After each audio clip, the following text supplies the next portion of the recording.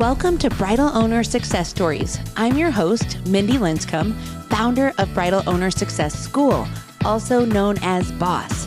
Each episode of this podcast, we will dive deep into hearing the stories of successful bridal shop owners, uncovering their biggest challenges and their valuable life lessons. I can't wait for you to get to know them as well. Let's get started. Welcome back to Bridal Owner Success Stories, aka Boss. I'm Mindy Linscomb, your host, and today I am so glad to interview Stephanie Vincent of Pritchétt Bridals in Utah. Welcome, Stephanie. Thank you. I'm so excited to be here. Yes, well, I'm honored to get to interview you and hear about your story because I've just celebrated many years of success for you and your daughter, and I would love to hear how you went from a full career and tell us what that career was to all of a sudden being a bridal shop owner. Okay, so my career for years and years has been realtor. Super dedicated to it, president of the local realtor association, so like really in it. But my husband and I have a daughter, Tiffany. We have 4 kids. But Tiffany is our 3rd child, and she's always wanted to have a bridal store with in-house hair and makeup salon. So she got married and the stars kind of aligned, and anyone who knew Tiff knew she wanted a bridal store. So one of the gals that she does her hair worked for a bridal store here in Utah and said, "You're not going to believe this, Tiff, but this store is for sale." So of course Tiff calls me. Long story short, we end up buying this existing salon, bridal salon, and we gutted it. We renamed it. We opened the in-house hair and makeup salon, full service salon. And we've been doing that for 8 years. Our name is Pritchétt Bridal, if you can kind of see that. Yeah. And it's been just a whirlwind of 8 years so far together, and it's been great. The mother-daughter combination has been really, really great. And we both have our different expertise in the business. So we both bring something very different to the business. I'm more of like the back end, making sure the bridal store is running well. And Tiffany is more the visionary of what is coming next. She was the one that like decorated the store and came up, anything that's creative. And we kind of have a different niche in the market. Do you want me to kind of go into that? Well, I So think it's just cool for people to hear if they are a bridal shop owner and maybe they have a family dynamic like you guys do, that you have different skill sets and you're not both trying to do the same thing. no. Like you're like, hey, you take that, I'll take this. Yes. And she's very much like, this is her company. We own it 50-50, but like, this is her vision. Like, I wouldn't be here without Tiff. I would still be doing real estate, but I love this as well. It's very similar to real estate because I'm working with people, selling a product. So it's very similar to that. So I love that back end business, but also working on that front end with the bride, with the family. Yeah. I kind of bring maturity. What? I have a question for you. So, when you bought this business 8 years ago and you're like, this will be so fun, what is something that you like? It's fine, right? But I wish Yeah. somebody would have told me this. Like, it would have been helpful to know that, like, sometimes we were like, I didn't Yeah, realize I'd be working every Saturday. Or exactly. what would be something that you're like, it would have been helpful to know because maybe I was a little bit optimistic about something. And what would you have rather known 8 years ago that you now know? Well, when I got into this, I really was like the front end. I'm still going to do real estate. I'm just going to be on the back end, making sure there's like an adult in the room. Tiffany was 19. So she got married young. We bought the business when she was young. So really, I was the back end person. And I really wanted it to be that way. I didn't really want my face in it because I didn't want to ruin my real estate company, you know? But quickly found out that this is a 24/7 job. And I was here a lot. And then Tiff decided to have 3 babies over the last 8 years. And so, you know, filling in for her while she was having babies, newborns, that kind of a thing. So I'm not sure I would have been as excited if I knew I was going to be here as many hours as I am. But I will say I've loved every minute of it. I don't have any regrets. I just think if I would have known the amount of hours, I would have been a little bit more like, let's talk about this some more, you know? Yeah. And maybe let's hear, how big is your store? How many dressing rooms? And you guys just do bridal. Yeah, we just do bridal. We have 5 dressing rooms and then 5 bridal suites. We're opening up a 6th dressing room with a 6th premier upgraded space. We are in Utah. Family is everything. Our bridal suites seat 4 to 5 guests plus the bride. But our premier area is going to seat as many as needed. It could seat 20, it could seat whatever. So it's really, really exciting to be able to open up that 6th space and be able to accommodate bigger groups. Yes. And that'll be a great way to elevate an experience for somebody that wants it. Yeah. Okay, so tell me, what is maybe a positive, something that's been like so rewarding? So surprise was, hey, I didn't realize it was going to be such a time consuming career. But Mhm. maybe what's a surprise in a positive sense that you're like, oh, this part of the business though has been so special for me and Tiff, or maybe even something you've been able to experience as a mom-daughter combo that you wouldn't have had that opportunity otherwise. I don't know. What is it for you that's like, this has been a positive surprise? Well, I didn't realize it, but in real estate, it really was kind of a one-man show. Like I would work with clients, but I really only had to worry about like me and my schedule. Here, I'm managing a lot of different people. It has really taught me how to um, guide a bigger group where I didn't realize I didn't even have that skill. And it's taken me a long time to become good at it. And I'm still not great at it. I'm good at it. Um, but so I think like one of the most rewarding things has been working with so many great women. We're a female owned business. We only employ so far women. We've actually had one male work for us over the last 8 years, and that was great. But predominantly, it's a women owned business and women run business. And there's a lot of personalities with women, and we've been able to navigate that really well. Like it's been one of the biggest joys is to be able to work so closely with everyone, and then all of my brides and their families, like just that interaction that's constant has been super rewarding. And knowing that we have a successful business, that we're able to help our Pritchétt family girls like buy cars, start businesses. Lots of our girls have started their own businesses after leaving here, and we've been so excited to watch them grow and just flourish in their lives. Well, and I've So that's just been seen great.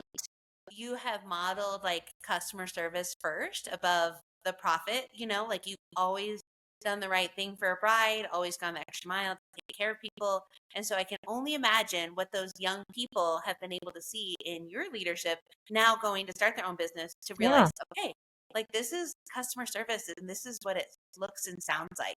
And so Yeah. you've been able to really teach them those things. And how big is your team right now, Steph? Running a successful bridal shop can be challenging, but with the right support, it can also be incredibly rewarding. Hi, I'm Mindy Linscomb, founder of Bridal Owner Success School, aka Boss. After 17 years in the bridal industry, I've developed proven strategies that drive both positivity and profitability in your business.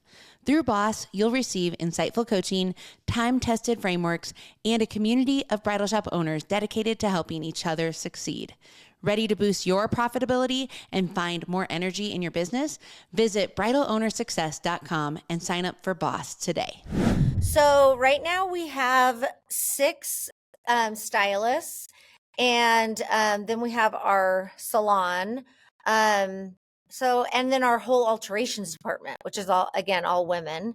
So there's about 30 of us that are here. It's amazing. Yeah. Yeah. It's amazing. And I don't know how much people know about what you do, but you and I started, coaching with you 4 years ago. And I just want to fast forward to today from 4 years ago.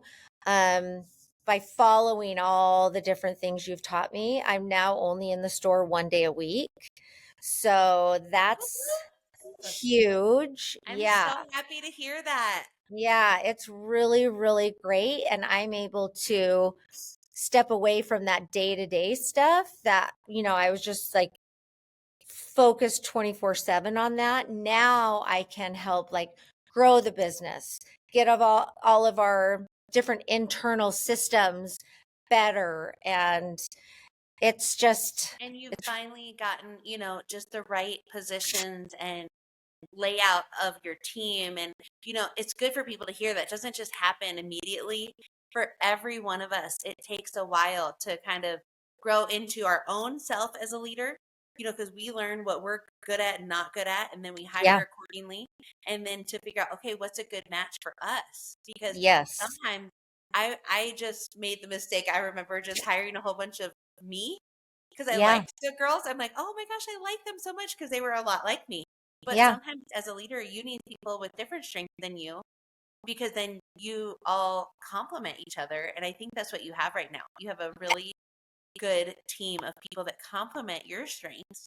yeah. And I have such a good team right now. Like my manager is top notch.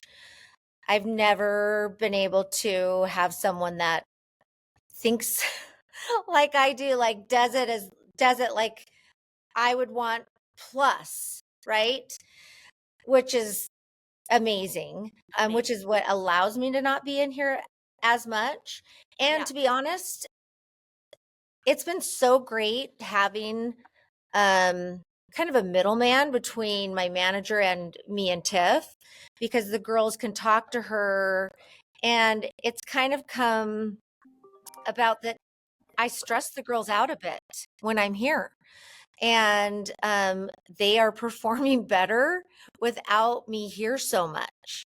So that's awesome for me. I love that.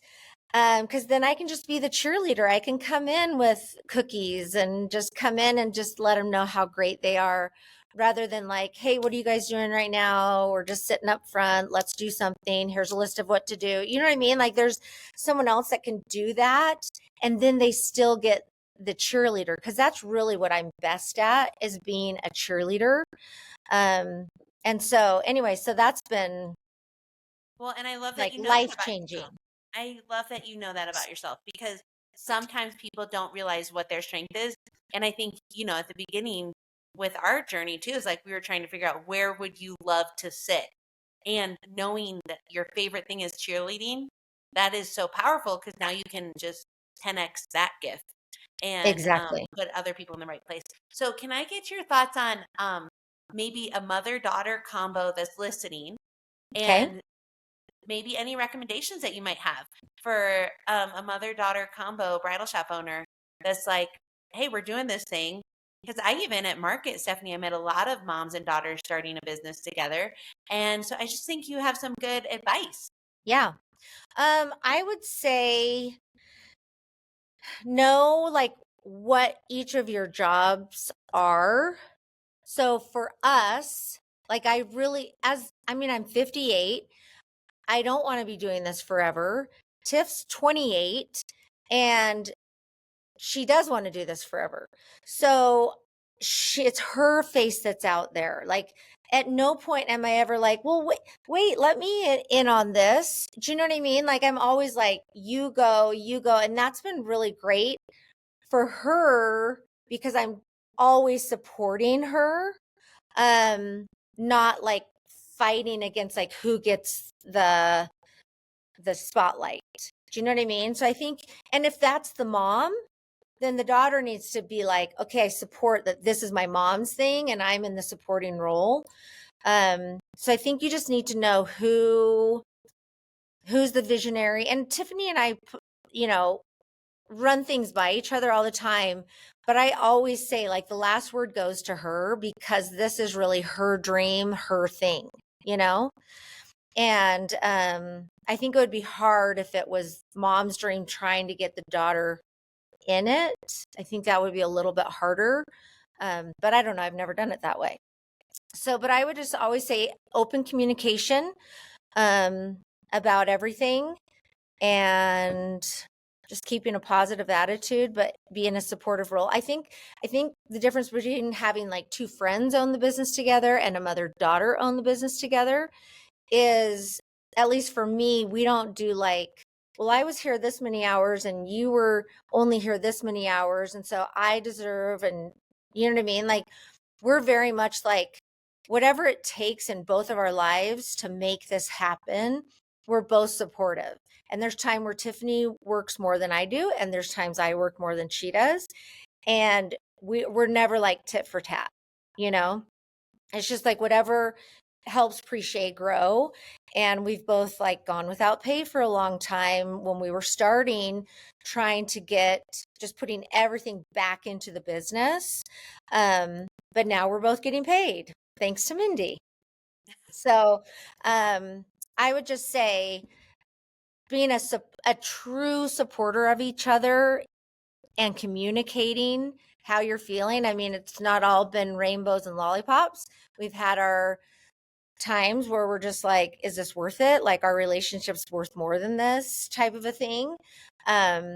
So there's good times and bad times, but I would say, as long as you just keep that love in the relationship, communicate, and be like, I'm burned out, I need a break, or you know, the other person's burned out. It's kind of just like a mom and a dad, like, I need you to take the kids today. I've had one, you know? So I just think if you just keep that supportive attitude, and the communication is where it's at. I love it. Well, I want to say thank you for being on today's episode. And I know people are going to love following you. How can they see your store?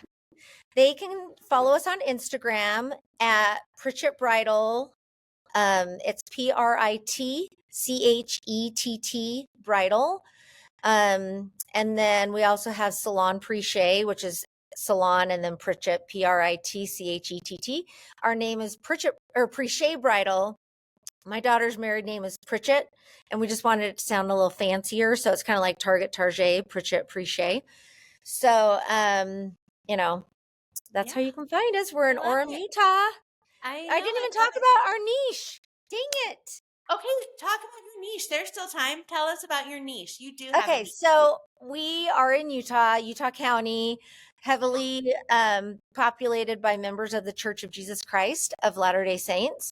And we wear a sacred garment underneath our clothing.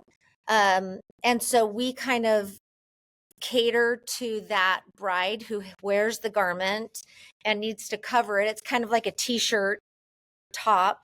And so Tiffany, like when we go to market, we see the designs as the designer designed them.